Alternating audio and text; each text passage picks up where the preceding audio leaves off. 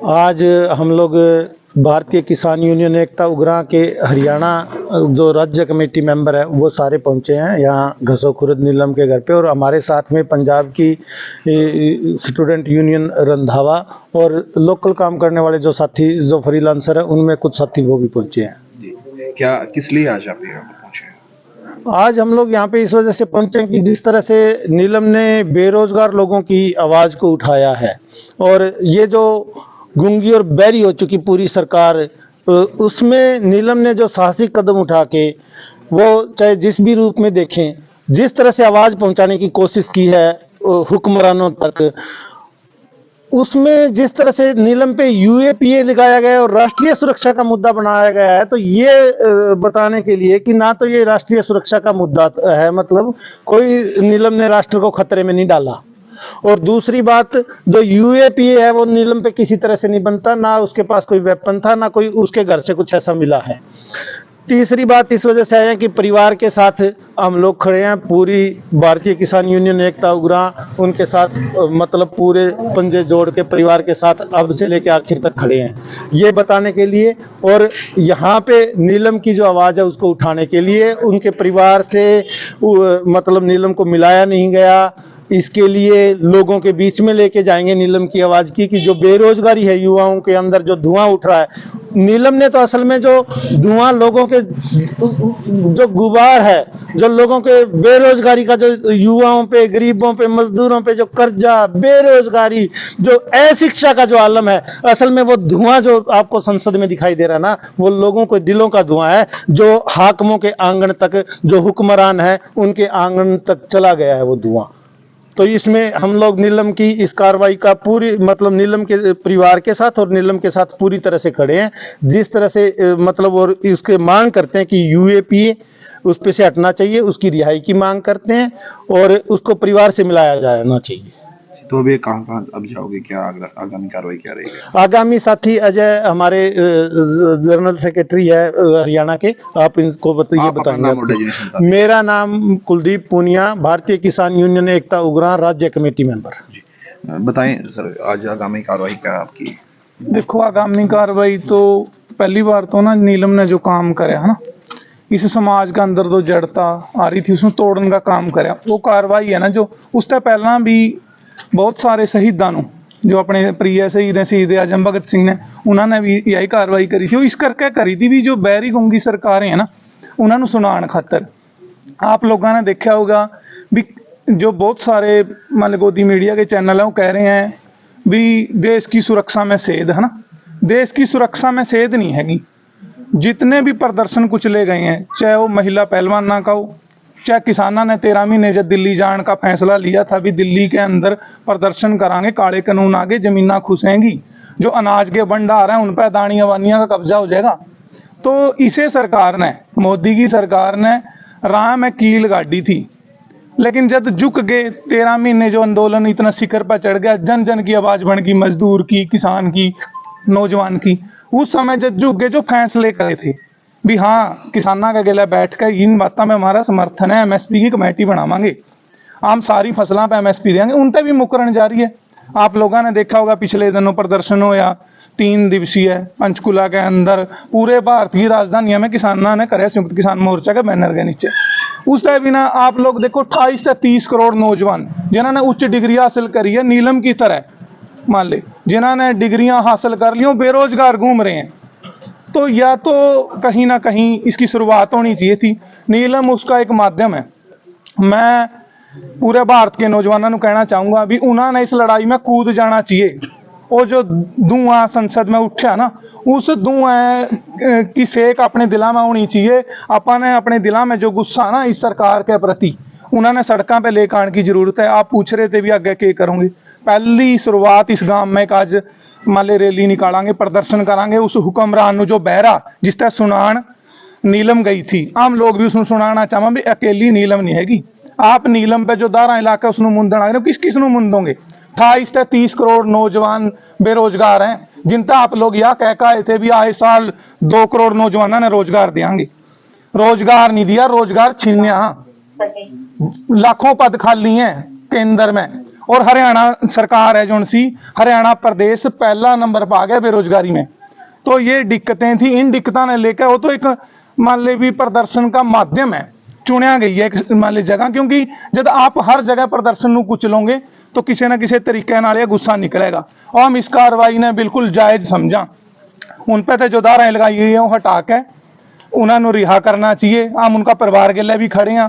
या शुरुआत हम लोग भारतीय किसान यूनियन एकता उग्राहां की तरफ से और 2 विद्यार्थी संगठन भी हमारे गेल हैं अपनी यूनियन के हैं।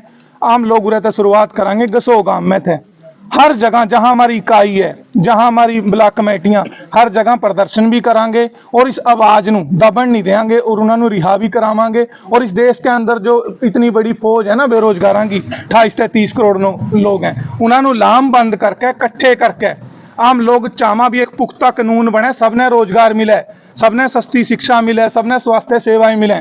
आप लोग देखो सारे तबके मजदूरों का भी, किसानों का भी, बेरोजगारों का, कर्मचारियों का, हर जगह मान ले हड़तालें चल रही हैं, प्रदर्शन हो रहे हैं, लेकिन सरकार उसनों लाठी गोली के लिए दबाने की कोशिश कर रही है। दबाया नहीं जाएगा। और लोग इन लोगों को जो मजदूर हैं, किसान हैं, 28 से 80 करोड़ जो लोग हैं इस देश के ना, उन्होंने जाति और धर्म का नाम पर बांट कर लड़ाना चाहे। हम लोग भगत सिंह के विचारों के वारिस हैं, हम लोग लड़न नहीं देंगे।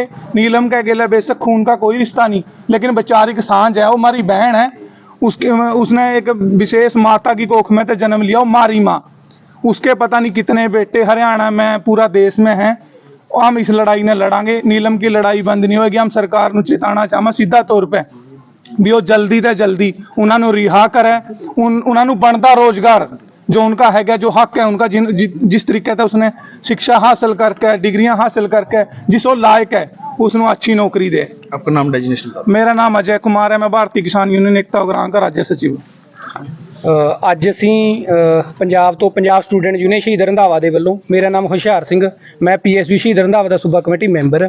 ਅਸੀਂ ਸਾਡੀ ਜਥੇਬੰਦੀ ਦੇ ਵੱਲੋਂ ਨਾਲ ਜੋ ਬੀਕੇਯੂ ਏਕਤਾ ਉਗਰਾਹਾਂ ਹਰਿਆਣਾ ਦੀ ਕਮੇਟੀ ਹੈ, ਉਹਨਾਂ ਦੇ ਸਾਥ ਨਾਲ ਅਸੀਂ ਨੀਲਮ ਆਜ਼ਾਦ, ਜਿਹੜੀ ਕੁੜੀ ਨੇ ਆਪਦੇ ਨਾਮ ਦੇ ਪਿੱਛੋਂ ਦੇਵੀ ਕੱਟ ਕੇ ਆਜ਼ਾਦ ਹੋਈ, ਜਿਹਨੇ ਆਜ਼ਾਦ ਲਾਇਆ, ਜੋ ਕੁੜੀ 13 ਦਸੰਬਰ ਦਾ ਜੋ ਘਟਨਾਕ੍ਰਮ ਜੋ ਸੰਸਦ ਦੇ ਵਿੱਚ ਜਾ ਕੇ ਵਿਰੋਧ ਪ੍ਰਦਰਸ਼ਨ ਕੀਤਾ, ਕਿਸਾਨਾਂ ਦੀਆਂ, ਮਜ਼ਦੂਰਾਂ ਦੀਆਂ, ਨੌਜਵਾਨਾਂ ਦੀਆਂ, ਵਿਦਿਆਰਥੀਆਂ ਦੀਆਂ ਮੰਗਾਂ ਜੋ ਉਠਾਈਆਂ, ਅਸੀਂ ਉਹਨਾਂ ਮੰਗਾਂ ਦਾ ਸਮਰਥਨ ਕਰਨ ਲਈ ਤੇ ਨਾਲ ਹੀ ਇਸ ਪਰਿਵਾਰ ਨੂੰ ਹੌਸਲਾ ਦੇਣ ਲਈ, ਉਹਦੇ ਪਿੰਡ ਵਾਸੀਆਂ ਨੂੰ, ਉਹਦੇ ਆਂਢੀਆਂ ਗਵਾਂਢੀਆਂ ਨੂੰ ਹੌਸਲਾ ਦੇਣ ਲਈ ਆਏ ਹਾਂ ਕਿ ਤੁਸੀਂ ਬਿਲਕੁਲ ਨਾ ਘਬਰਾਓ, ਅਸੀਂ ਤੁਹਾਡੇ ਨਾਲ ਖੜੇ ਹਾਂ।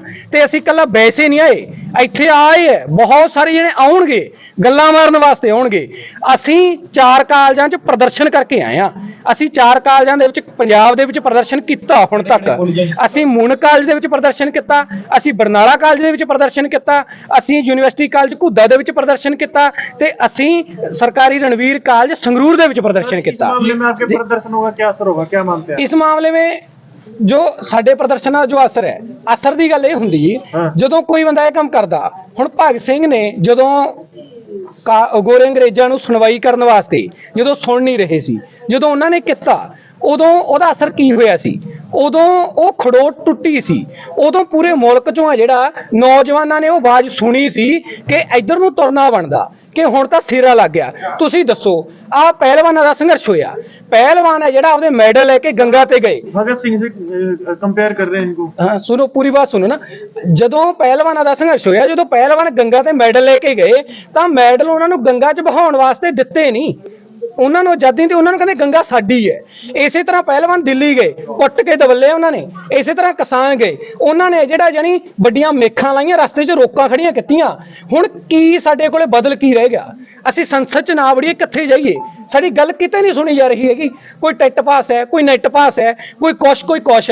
ਅਸੀਂ ਵੱਡੇ ਵੱਡੇ ਜਾਨੀ ਟੈਸਟ ਕਲੀਅਰ ਕਰਕੇ ਬੇਰੁਜ਼ਗਾਰ ਬੈਠੇ ਹਾਂ। ਕੀ ਕਰੂਗਾ ਨੌਜਵਾਨ ਮੁਲਕ ਦਾ? कैसे संसद पर ये जो स्मोक करना, कलर स्मोक करना, क्या आप इसको जायज मानते हैं? ਬਿਲਕੁਲ ਅਸੀਂ ਇਹਨੂੰ ਜਾਇਜ਼ ਮੰਨਦੇ ਹਾਂ, ਅਸੀਂ ਇਹਦਾ ਸਮਰਥਨ ਕਰਦੇ ਹਾਂ।